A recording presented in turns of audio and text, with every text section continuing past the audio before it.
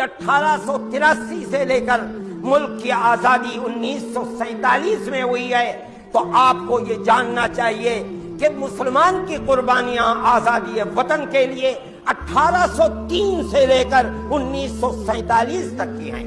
वो मुसलमान जिसके आबा व अजदाद ने लाखों की तादाद में 1831 के अंदर आजादी वतन के लिए सैयद अहमद शहीद रहमतुल्लाह अलैहि, शाह इस्माइल शहीद रहमतुल्लाह अलैहि की क़यादत में बालाकोट के मैदान में जामे शहादत नोश किया, और फिर 1857 के अंदर दिल्ली और दिल्ली के कुर्बो जवार के अंदर जामे शहादत नोश किया, और सन 1947 तक फांसी के तख्तों पर चढ़ते रहे। आप आज उनकी औलाद को मुल्क का बेवफा और गद्दार और दहशतगर्द बनाकर पेश करती हैं। ये नहीं है, सबसे बड़ा वफादार मुसलमान है, इसलिए कि उसके आबा व अजदाद ने इस मुल्क को 1.5 साल तक कुर्बानी देकर आजाद कराया है। वो मुल्क का वफादार है।